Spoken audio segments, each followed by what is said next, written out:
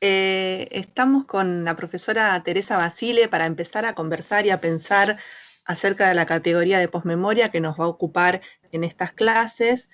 Y en principio agradecer a Teresa, y voy a hacer una breve presentación. Teresa Basile es doctora en letras y directora actualmente del Centro de Teoría y Crítica Literarias de la Facultad de Humanidades, Artes y Ciencias de la Educación de la Universidad Nacional de La Plata, donde además se desempeña como profesora de literatura latinoamericana 2 y profesora titular en problemas de literatura latinoamericana.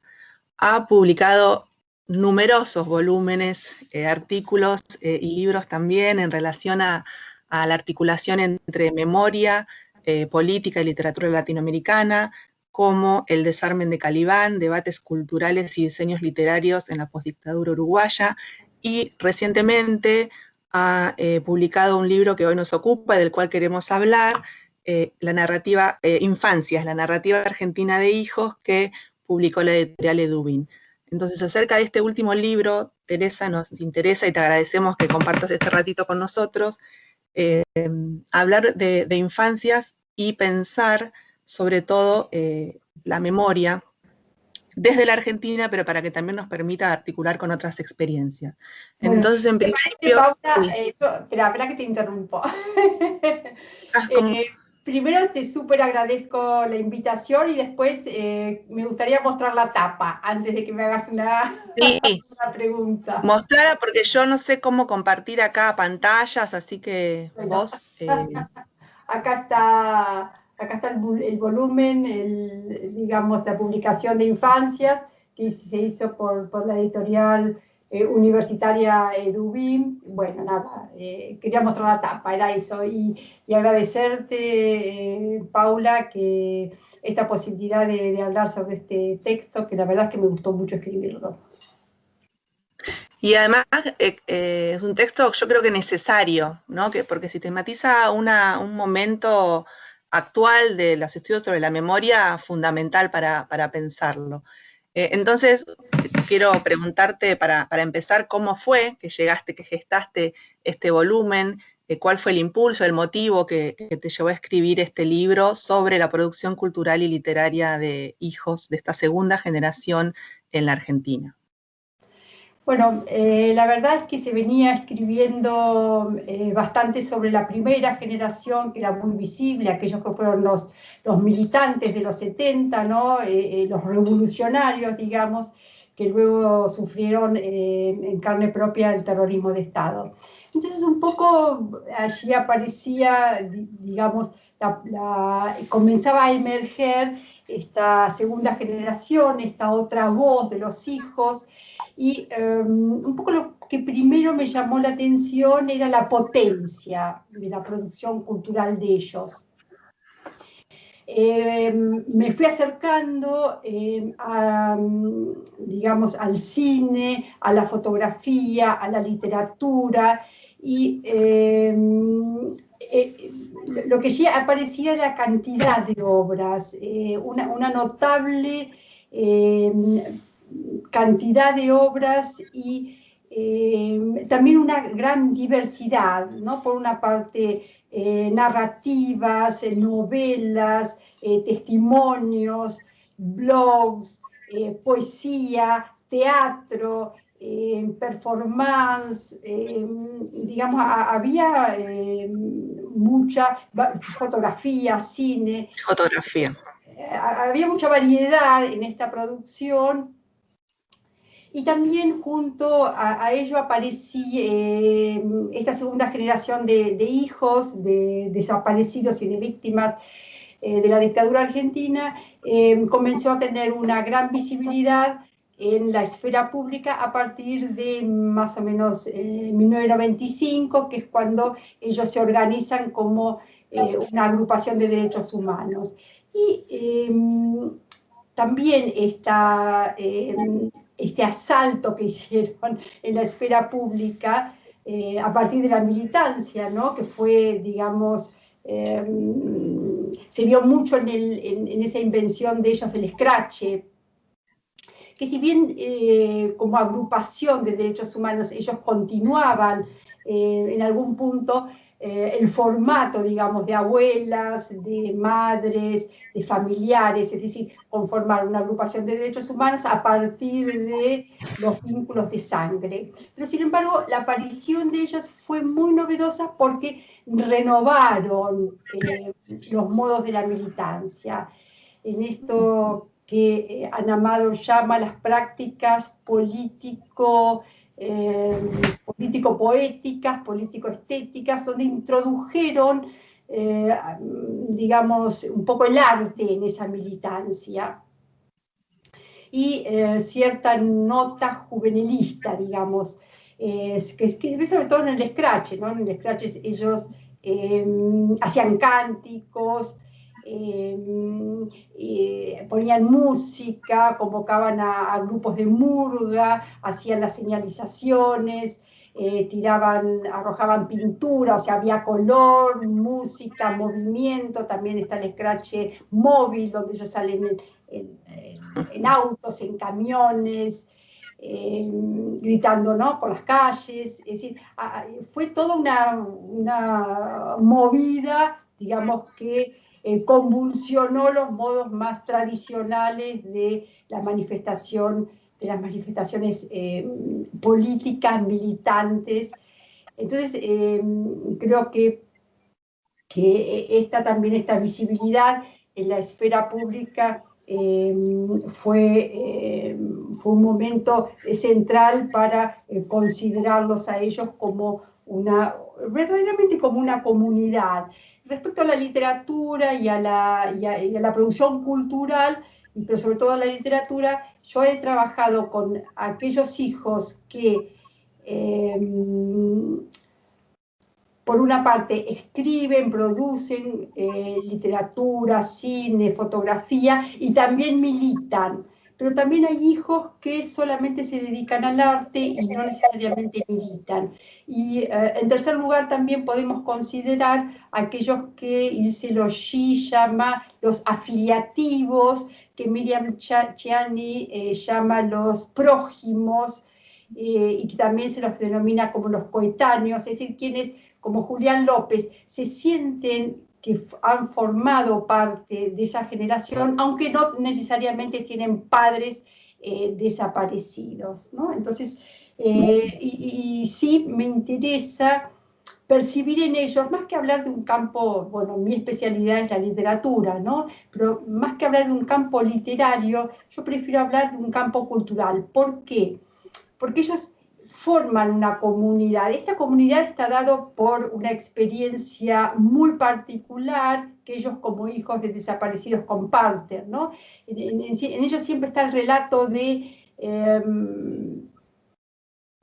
el día que nos encontramos, el día que empezamos a conversar, nos dimos cuenta que todos más o menos habíamos experimentado lo mismo. Este relato respecto a la pérdida de los padres, a haber padecido durante la dictadura, el allanamiento de las casas, todo esto no era algo que ellos pudieran compartir con sus, por ejemplo, compañeros de colegio secundario, ¿no? Eran los raros. Entonces, sí, de lo que no podían hablar demasiado, sí pudieron expresarlo y compartirlo entre ellos mismos cuando se fueron encontrando en espacios comunes, sobre todo en los homenajes que se hacían en universidades y en diferentes instituciones respecto a los padres. Ahí se fueron conociendo y formaron esta especie de comunidad. Toda su producción cultural está en diálogo, digamos, ellos dialogan. Por ejemplo, Prividera presenta el libro de Brusone, entonces allí hay una conexión muy fuerte entre ellos. Es una conexión que, por ejemplo, Mariana Eva Pérez habla gracioso, digamos, desde el humor, de una suerte de gueto, ¿no? O sea, ellos entre sí forman una comunidad cultural muy importante, en parte endogámica. Por eso prefiero hablar de campo cultural más que de campo literario. Claro, los IGIS, el gueto de los IGIS. Y justamente estas experiencias compartidas y esta cuestión generacional también nos lleva a pensar desde la academia cómo tratar de articular estas narrativas. Y vos recuperás el concepto de posmemoria de Marianne Hirsch para revisarlo a la luz de la producción cultural de hijos. ¿Cuál sería la posmemoria de esta segunda generación argentina? ¿Es posible pensar la categoría que utiliza Hirsch para pensar la producción cultural de hijos? Bueno, Paula, esa pregunta me parece que va a un punto central de toda esta reflexión respecto a las segundas generaciones, ¿no? Porque, bueno, despliega lo que sucedió en la Argentina y lo pone en un mapa mayor de qué pasa con otras segundas generaciones. Bueno, en otra oportunidad podemos interiorizarnos más porque junto con Cecilia González armamos un proyecto respecto a segundas generaciones en un mapa mayor. Pero bueno, ahora vamos a quedarnos con hijos y a mí me resulta muy, muy productivo esta pregunta tuya porque evidentemente acá es donde se marca una de las diferencias grandes, ¿no? Marianne Hirsch podemos decir que parte de una escena, o por lo menos en su artículo, en el artículo que publicó en Poetics Today, ella parte de una escena que es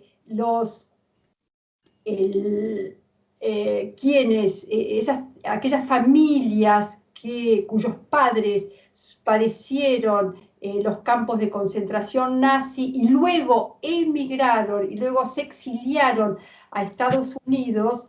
Entonces ella se pregunta por esta segunda generación, ¿no? de estos padres que estuvieron en los campos nazis. Y allí ella advierte lo que yo considero como una paradoja. ¿Cómo? Estos padres que en general no lograban transmitir su propia experiencia o la transmitían de un modo confuso, fragmentario, a partir de enfermedades que somatizaban este trauma sufrido, a partir de pesadillas, de relatos lacunares, pero sin embargo, esta geneidad de los hijos, esta distancia, tanto en tiempo como hasta geográficamente, porque están en un exilio, sin embargo, esta experiencia de los padres, ella advierte que era sentida de un modo muy íntimo por los hijos, como si ellos mismos hubieran experimentado ese trauma o lo hubieran recibido de algún modo, ¿no? Hay un vínculo afectivo con ese padecimiento de los padres. Es lo que ella llama también un embodied. Hay una encarnación por parte de los hijos de ese trauma. Entonces, a pesar de esa distancia temporal y espacial, ellos sienten esa conexión vital. Después hay también otras perspectivas, como la de Susan Rubin Suleiman, donde habla de generación 1.5, es decir, ni la primera ni la segunda, pero bueno, vamos a quedarnos un poco con esto de Marianne Hirsch. Entonces, claro, lo primero que surge en la segunda generación en Argentina es que los hijos acá de uno u otro modo no están en esa lejanía y en esa distancia del exilio, sino que han padecido ellos mismos el terrorismo de Estado en su propio cuerpo, en su propia vida. Podemos dar muchos ejemplos de estos, desde, en principio, bueno, también hago acá una aclaración, hay que siempre tener en cuenta qué edad tenían estos hijos cuando sus padres militaban, ¿no? Entonces, hay quienes siguieron a sus padres en la militancia clandestina, entonces allí sí padecieron, sufrieron, digamos, los cambios de domicilio, dejarlos con los abuelos, y todo lo que significó ocultar quiénes eran, dónde vivían, sus nombres verdaderos. esto que se ve tanto en el film Infancia El Clandestina. de Ávila, claro. Vos lo trabajás como las infancias clandestinas, precisamente, ¿no? Claro, Como la peli de Ávila. Sí, y entonces, pero no solamente esto, también ellos padecieron en muchos casos, como cuenta Raquel Robles, el allanamiento de las casas, el momento del secuestro de los padres, o aunque no lo hubieran visto y presenciado, luego tuvieron noticia, y algunos también, bueno, los padres, las familias que se exiliaron, padecieron el exilio, que es uno de los ejes que yo no trabajo, pero que también estaría presente, o también quizás los casos más tremendos de aquellos hijos que fueron llevados a centros clandestinos de detención, como rehenes en algunos casos, o incluso aquellos que nacieron en maternidades clandestinas dentro de los centros, y más allá también aquellos que fueron apropiados por los represores que fueron parte de quienes desaparecieron y asesinaron a sus padres, ¿no? Entonces, esta experiencia en carne propia de las prácticas del terrorismo de Estado hace que ellos tengan una memoria íntima, una memoria en primer grado también de lo sucedido bajo la dictadura. Por eso es que yo, respecto a esta memoria propia, en el volumen de infancias, es que estas experiencias que son muy inéditas en cuanto a lo que uno conoce de literatura sobre infancia. Esas infancias con sus peculiaridades son las que van a armar un poco dentro del volumen la columna vertebral, de allí que yo trabajo, por ejemplo, la infancia educada, que es la experiencia de estos hijos montoneros y también del MIR chileno, que los padres, cuando regresan a la lucha en la contraofensiva montonera, dejan en Cuba y allí ellos se reeducan en una experiencia muy... En las guarderías. En las guarderías, exactamente, una experiencia... bueno, nunca existió esto, ¿no? Una infancia que lleven a los hijos allí. O, por ejemplo, lo que es la infancia clandestina, es otro de los capítulos, que significa una infancia clandestina viviendo en una especie de doble registro donde tienen que ocultar quiénes son y ocultar los nombres de sus padres porque están continuamente en peligro de ser descubiertos. O el otro capítulo que es la infancia huérfana, pero no es una orfandad, digamos, en términos generales normal, sino una orfandad de padres desaparecidos. O qué significa una infancia apropiada. Digamos, entonces son estas experiencias las que van formando, digamos, esa memoria propia, que no es la que estaría, en términos de Hirsch, en los hijos del exilio de los nazis, ¿no? De las víctimas de los nazis. Claro, sobre todo porque esta memoria propia en casi todos los casos son de padres que ya no están, ¿no? El vínculo entonces acá con los padres que construye la producción de hijos es totalmente diferente al vínculo de que está hablando Hirsch. Entonces, ¿qué pasa? ¿Qué sucede con ese vínculo de estos hijos con la historia de sus padres? ¿Cómo se tramita, se elabora esa relación? Sobre todo pensando en que, bueno, el padre está desaparecido, ¿no? Sí, bueno, ahí entraría... Padre y madre, decimos padres en general, sí. hijos en general, no hace falta aclarar. Muy incorrecto. Perdón, hay que decirlo. En los tiempos que corren estamos muy incorrectas, ¿no? Sí, sí. Bueno, por una parte, claro, bueno, yo no trabajo la experiencia del exilio, donde ahí sí... Claro. O la experiencia de los presos políticos, ¿no? Que es muy interesante en el caso uruguayo, porque ellos, los hijos uruguayos cuentan lo que significó el regreso de los padres después de estar una década en prisión, ¿no? Que era volver a convivir con unos padres absolutamente desconocidos. Lo mismo el exilio, que por ejemplo Florencia Basso lo trabaja respecto al arte, y lo que significó ellos como mediadores, por ejemplo en México, ellos como Argenmex, como mediadores de los padres, muy argentinos, y ellos que se volvieron mucho más mexicanos, y ellos como mediadores para hacerlos ingresar en una suerte de nacionalidad o costumbres mexicanas, ¿no? Como un puente. Eso es, bueno, yo más bien también trabajo más otro tipo de hijos. Pero bueno, es importante esta pregunta tuya, Paula, respecto a, bueno, ¿qué es lo que sucede también con esta otra memoria? Podemos hablar entonces de dos memorias que tienen los hijos. La memoria esta propia de su infancia en dictadura, y también la memoria que reciben, una memoria en parte ajena, heredada, que es la memoria de los padres, que esto en ese sentido se parece más a la que plantea Hirsch. Cómo ellos deben lidiar con esta memoria heredada, que es en gran medida fragmentaria, lacunar, no la conocen del todo. Entonces allí está esta necesidad de averiguar, que es la que arma el gran dispositivo, un principio constructivo de muchas de las obras, que es la búsqueda.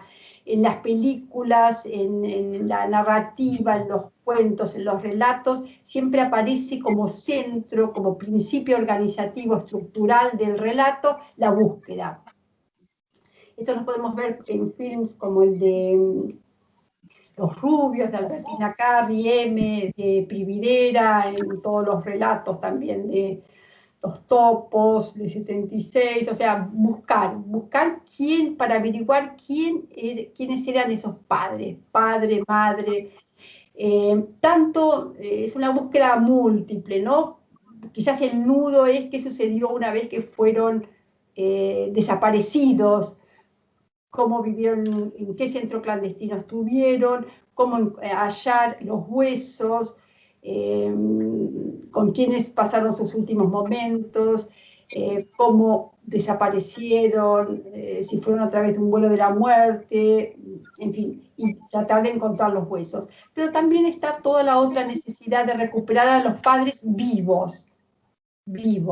¿Cómo fue su vida? Ellos se quieren volver a conectar. Es como decir, bueno, quiero recuperar a mi padre, pero no solo como alguien que padeció, que fue una víctima de la dictadura, sino que aquel que fue el revolucionario, aquel que tenía ideales, que luchaba por un mundo mejor.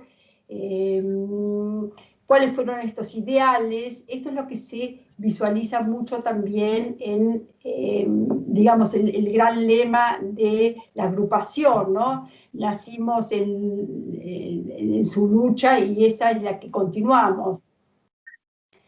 Pero también incluso hay una búsqueda que tiene que ver con el clima de época, con saber cuáles eran los gustos, si tocaban guitarras, qué música oían, cuáles eran. Hay uno que se pregunta si le gustaba el fútbol, otro si comía mondongo, digamos. También está esta necesidad, ¿no? Que a mí me pareció muy interesante, porque no es quedarse en el duelo, no es quedarse en la imagen del padre muerto, sino recuperar y poder volver a establecer como un vínculo en gran medida en vida. Esto se ve muy bien, creo yo, en la fotografía de Lucila Quieto, donde ella se fotografía actualmente, como es adulta ya, junto con una imagen del padre joven, y poder brindar con él, por ejemplo, en un cumpleaños, ¿no? Esta necesidad de tocar a los padres, de verlos, de dialogar con... Sí, recomponer un vínculo imposible, pero tratar de buscarlo. Pero tratar de buscarlo. Incluso hasta desquiciado, porque hay algunas fotografías en donde el hijo ya es mayor que el padre. Sí. Tener ahí. es verdaderamente genial esa idea, ¿no? Bueno, y esto un poco, esta búsqueda, lo que yo analizo un poco en el volumen, es que da lugar a dos tipos de relato. Uno que tiene que ver con la búsqueda como trampa. La búsqueda como trampa, que sobre todo la visualizo o la analizo en los textos de Brusone, es como, digamos, allí habría como dos niveles. Por una parte, un nivel casi material, en el sentido de que no hay información, ¿no? Es una respuesta, una interpelación a por qué los represores, los dictadores, no entregaron información, no entregaron las listas de los desaparecidos, ni de las apropiaciones de los hijos. Entonces, no es posible llegar a completar esta búsqueda, averiguar cuando no hay información. Pero también de un modo más ontológico, digamos, no hay, por otra parte, no hay información capaz de suturar, de llenar el hueco, el vacío que la desaparición de los padres dejó, ¿no? Este es el sentido como más radical. Todos los personajes brusones siempre están buscando, incluso están rebuscando, volviendo a buscar aquello que ya habían buscado. ¿No? Hay siempre como una reiteración, hay una oscilación y nunca arriban a nada. Siempre son personajes despistados, que están a la deriva, que circulan, que van y vienen, pero de obtener respuesta, nada. Pero en el polo opuesto, yo creo que también está la imagen de la resurrección. Es un poco la que yo veo que se concretiza mucho en la militancia, ¿no? En ese lema, nacimos en su lucha, viven, o sea, los padres viven en la nuestra. Y que se ve en algunas novelas, en algunas narrativas, como la de Raquel Robles, o Aparecida, de la de Raquel Robles, Pequeños Combatientes, o Aparecida de Marta Dillon, donde realmente hay una recuperación, esta imagen de recuperar los huesos de la madre, ¿no? Que Marta Dillon recibe esta información de los forenses y ella puede acercarse, finalmente encontrarse con los huesos. Sin embargo, lo que hace Marta Dillon es resucitarla, volverla a vestir, llenarle esos huesos, ¿no? Y termina en un gesto político de recuperar a esa madre, recuperar los ideales, recuperar la militancia política, ¿no? Creo que esas dos imágenes terminan de darnos cuenta un poco de cuáles son las perspectivas de estos hijos respecto a el legado de los padres.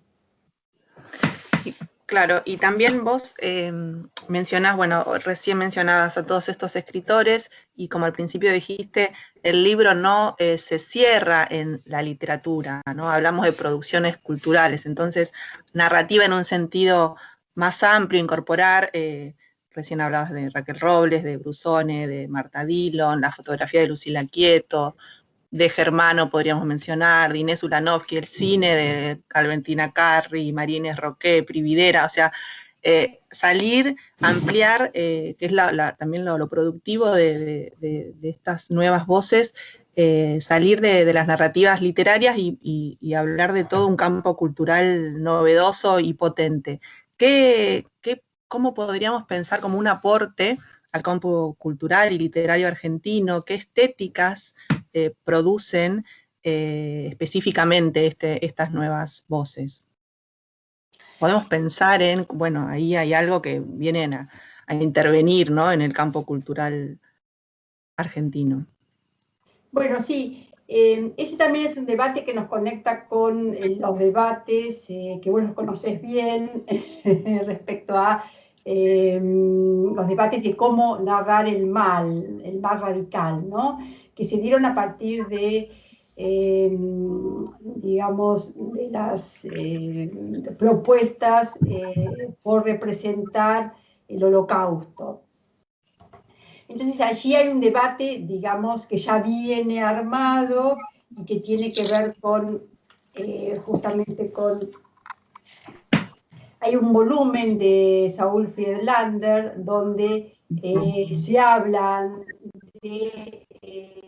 se exponen, digamos, se expone todo este debate y se expone cómo representar el mal radical de los campos de concentración nazi estaría muy fuertemente vinculado o casi vinculado, limitado por la ética, ¿no? ¿En qué modo? Bueno, en principio por cierta cuestión que tiene que ver más allá de la ética, que es la posibilidad, en primer lugar, por la posibilidad de la palabra. ¿De qué modo la palabra, la imagen, puede dar cuenta de un mal radical que en algún punto es, digamos, la enormidad de la barbarie escaparía a una explicación y una representación justa por parte de la palabra o de la imagen, ¿no? No habría modo, es algo que escapa a toda esta posibilidad. Eso por una parte, digamos, desde un punto de vista, diríamos, ontológico, pero también habría, digamos, límites que tienen que ver con la ética, es decir, si se utiliza el humor, claro, allí puede haber una suerte de banalización. ¿En qué modo hay que procurar no insistir, ¿no? En las estéticas del horror, no despertar el voyerismo, no utilizar incluso la ficción, porque la ficción estaría dando pie a una suerte de negacionismo. Digamos, Friedlander presenta todas estas cuestiones que se debatieron respecto a la Shoah. Y que también acá Miguel Dalmaroni, en La palabra justa, también aborda esta cuestión. Dice, bueno, ¿cuáles son las vallas de que la ética pone al modo de representar? Y se hace una pregunta muy interesante, que es, ¿hay alguien que va a romper estas vallas éticas? ¿No? Y a mí esa pregunta me sirvió justamente para decir, bueno, sí, esta segunda generación va a romper estas vallas éticas, va a ir más allá. Eso también un poco es lo que trabaja Elsa Dukharov cuando ella habla de cómo esta segunda generación es políticamente incorrecta, introduce el humor, la socarronería, la burla, la ironía. ¿De qué modo entonces, bueno, digamos, es también un permiso que ellos se dan justamente por haber sido parte de la dictadura, ¿no? No creo que cualquiera pudiera... No, claro, tienen la voz legitimada, no, sí. Tienen la voz legitimada, ¿no? Entonces, por ejemplo, Mariana Eva Pérez, en Diario Claro, de una el caso. Periodista Montonera, por ejemplo, se burla tanto del lenguaje de los padres, de la jerga montonera de los 70, pero también se burla del lenguaje de los hijos, de los hijos, claro. derechos humanos, ¿no? De los hijis.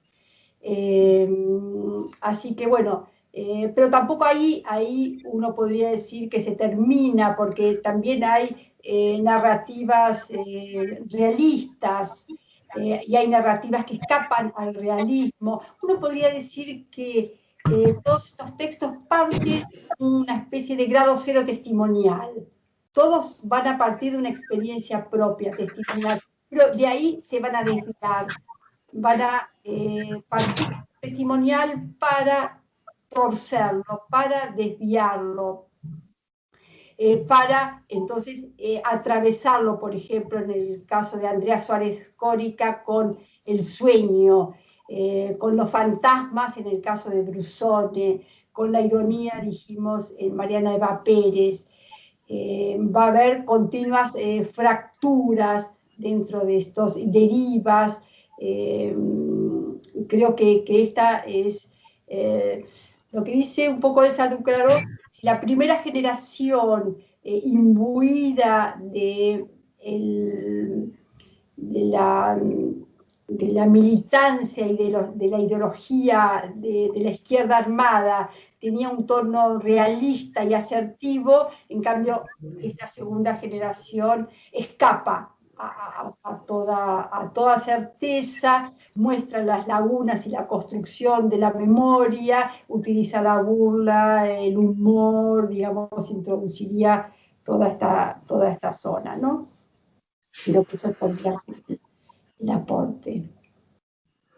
Bueno, Teresa, no queremos estar sacándote mucho tiempo. Me parece que este ha sido un panorama más que interesante del libro, de un tema que todavía nos debe ocupar, que es esas narrativas de la memoria del pasado reciente y sobre todo de estas voces tan potentes que son las voces de los hijos e hijas, hijis, para el campo cultural argentino, pero que después también nos permite pensar otras experiencias y otras narrativas en otras zonas que tal vez nos ocuparemos en otro momento, porque también tenés un volumen últimamente que salió a la luz, que es el texto que compilaron con Cecilia González sobre la posmemoria en diferentes regiones y en diferentes países.